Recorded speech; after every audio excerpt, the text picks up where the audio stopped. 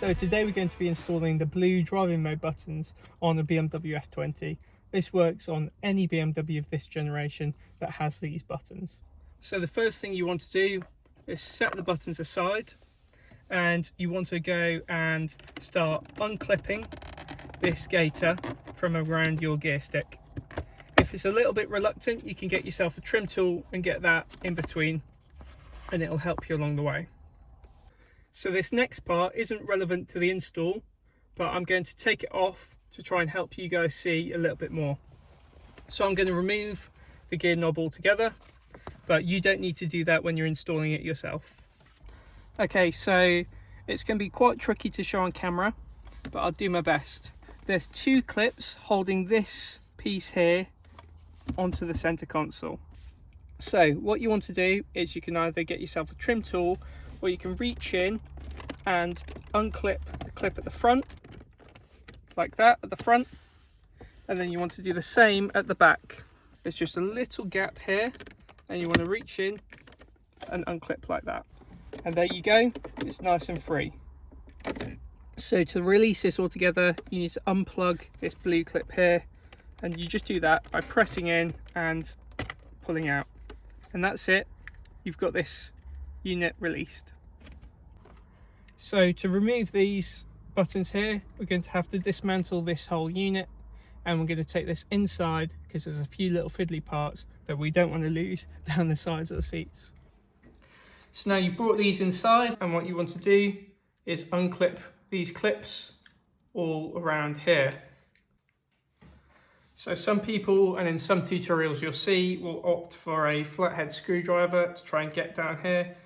What I find the easiest way, because you have a bit more of a sense of how close you are to breaking the plastic, just put your nails in between and unclip like that, and just very slowly work your way around.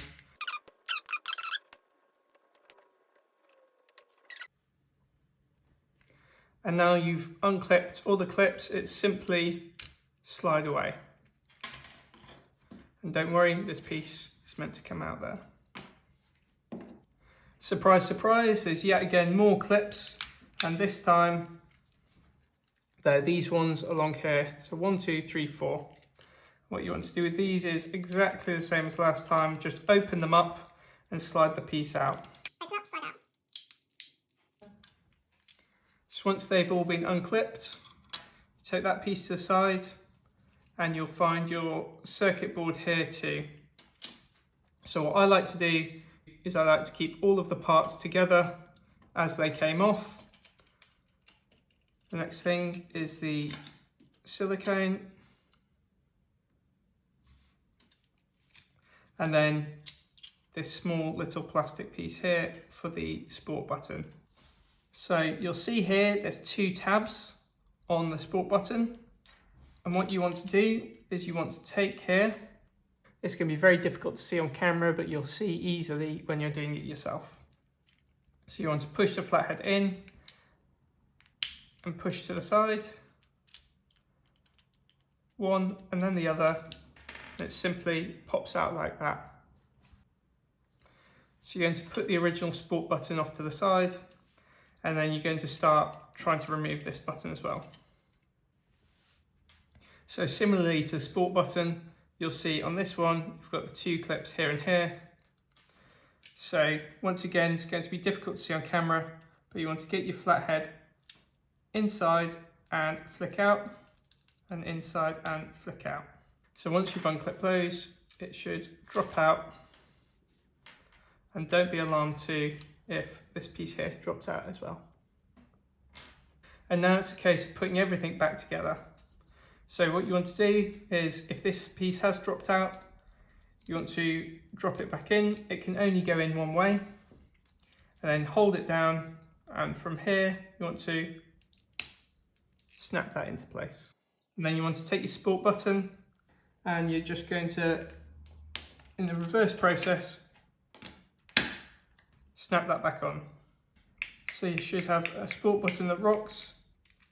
Then you want to flip the unit over. You want to clip this funny shaped piece here onto the sport button, and then one by one you're going to drop these into place here, like this. Just like that, and you start to get the unit back together. Then you want to take your crown piece here with this long piece towards the front, drop that into place, and finally put the shrouding on just as it came off.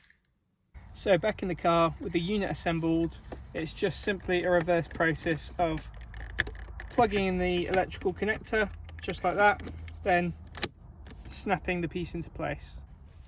Once again, you won't need to do this, but I'll put my gear stick back in place and then snap the gaiter